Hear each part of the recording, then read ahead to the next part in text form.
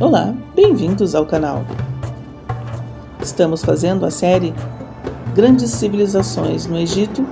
Já falamos sobre Ramsés II, o Grande, sobre Nefertari, agora falaremos sobre Nefertiti. E sim, meus amigos, Nefertari e Nefertiti não são a mesma pessoa. Nefertari foi esposa do grande faraó Ramsés II. E Nefertiti, esposa de Akhenaton, o pai de Tutankhamon.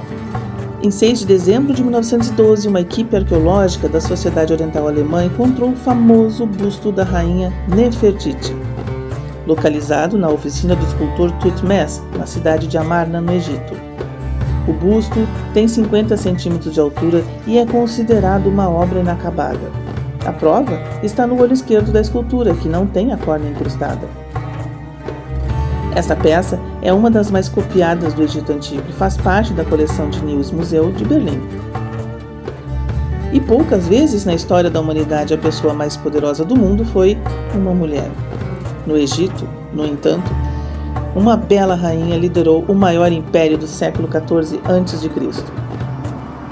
Era uma época de prosperidade e riqueza graças às relações comerciais com os vizinhos da Mesopotâmia e da Ásia Menor. Era também um tempo de paz, quando a diplomacia egípcia evoluiu a ponto de surgirem inacreditáveis alianças com povos que antes só queriam saber de guerra, como o reino Mitanni. A influente esposa citada nos discursos do faraó, Akhenaton, que é um fato raríssimo para a época e que mostra a importância da rainha, era Nefertiti. Não se sabe exatamente quando nem onde Nefertiti nasceu. Nefertiti, que significa a chegada da Bela, só passou a existir oficialmente após seu casamento com Amenhotep IV. Ela tinha 14 anos. Foi quando começou a aparecer nas inscrições em estelas e talatats, pequenos blocos de pedra na base das construções egípcias. São comuns estelas nas quais Nefertiti aparece ao lado do marido com suas filhas. Eram 6 ao todo. Cenas inéditas de carinho e intimidade familiar são mostradas. O jovem faraó tinha 2 esposas, mas a principal, que possuía o título de grande esposa real, era Nefertiti.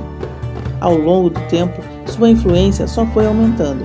Na implementação da nova religião, Nefertiti teve um papel fundamental, diz a historiadora Ana Cristina Ferreira de Souza. Esse crescimento pode ser visto nas imagens da rainha gravadas nas paredes dos templos em Amarna. No começo, Nefertiti aparece bem menor que Akhenaton. Com o passar dos anos, ela vai ficando cada vez maior, até alcançar o tamanho do marido. Uma indicação de que seu status também foi aumentando. O crescimento da rainha é normalmente associado ao seu papel na nova religião criada pelo marido. Pela primeira vez, o deus egípcio era único. Até então, a religião do Egito era baseada no culto a diversos deuses cujos representantes na terra eram os próprios faraós. A origem da crença remonta à pré-história, quando grupos locais adoravam deuses e animais. Vários deuses eram cultuados, mas um de cada vez, o que era conhecido como monolatria. Quando ainda se chamava Amenhotep IV, o faraó já dava indícios de sua nova fé. Começou a levantar templos para Aton, na cidade de Karnak, lugar de adoração de Amon-Ra, até que oficializou o culto ao disco solar e ordenou o abandono do antigo deus. No 5º ano de seu reinado, começou a construção da nova capital, Akhetaton, que ficou pronta 3 anos depois. A relação com outros deuses, a partir de então, estava rompida. Seria como se alguém hoje proibisse os católicos de adorar os santos. Nefertiti contava com grande empatia e carisma entre a população, dando alguma popularidade ao culto de Aton, combatido pelos poderosos sacerdotes egípcios, que preferiam os deuses tradicionais. A sua beleza, combinada com o poder que ela adquiriu, tornou-a uma das mulheres mais importantes na história.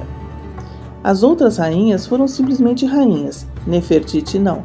Ela virou uma deusa encarnada. Akhenaton promoveu a si mesmo e sua esposa à posição de deuses vivos. No início, o deus Sol Aton era representado com um corpo humano e cabeça de falcão.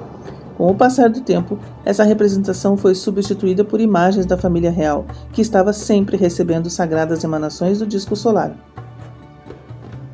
Houve uma simplificação na hierarquia dos deuses do Egito. Só subsistiram as figuras de Aton e do rei, que era o único meio de acesso à esfera divina.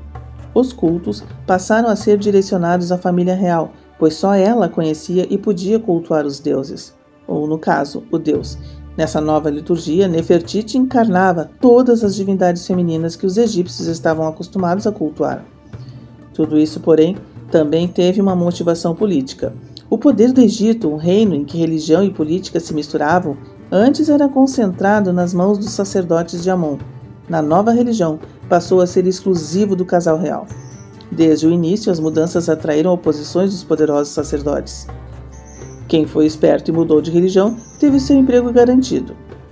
Quem não o fez acabou perseguido, preso e banido. Quando Akhenaton morreu, provavelmente de causas naturais aos 34 anos, porque a média de vida dos egípcios, mesmo entre a elite, era de apenas 35 anos. Nessa época, as imagens de Nefertiti mostraram-na usando paramentos típicos de Faraó, como coroa e bastões.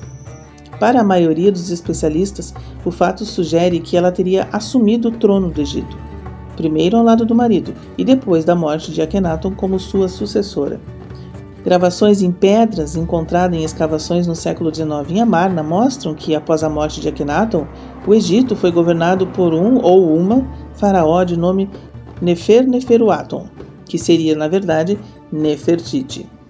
Para Zahi Hawass, secretário-geral do Conselho Supremo das Antiguidades Egípcias, não restam dúvidas sobre o poder acumulado por Nefertiti após a morte do marido. As imagens de Amarna mostram a rainha sozinha, liderando procissões religiosas e até frente a exércitos, posições reservadas exclusivamente aos faraós. Críticos dessa tese chamam a atenção para o fato de que o sucessor de Akhenaton revogou quase tudo que o faraó fez durante o seu reinado. O culto a Aton foi extinto e os antigos deuses foram retomados menos de 5 anos após sua morte. Por que Nefertiti abandonaria a religião do marido? A historiadora Ana Cristina tem algumas hipóteses. Akhenaton deixou o Egito em crise após sua morte. Vários setores da sociedade se revoltaram contra o trono. O retorno ao culto de Amon-Ra deve ter sido uma forma que a nova faraó encontrou para contar com um apoio maior número de pessoas a pacificar o país. Isso justificaria o fato de Nefertiti ter trocado seu nome e tentando romper os vínculos com o antigo regime. Foi uma decisão importante tomada por uma mulher que tinha exata noção do seu papel na política do Estado. A historiadora concorda que a motivação de Nefertiti deve ter sido política. Ela provavelmente percebeu que a nova religião estava levando o Egito ao colapso. Apesar disso, Nefertiti não conseguiu deter a crise religiosa e social que levou o Egito a um período de instabilidade política.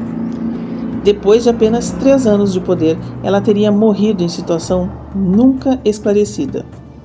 O Egito passou a ser governado pelo jovem Tutankhamon, que assumiu o trono com cerca de 9 anos e morreu aos 19. Este foi o vídeo de hoje. Espero que tenham gostado. Um abraço a todos e até o próximo vídeo.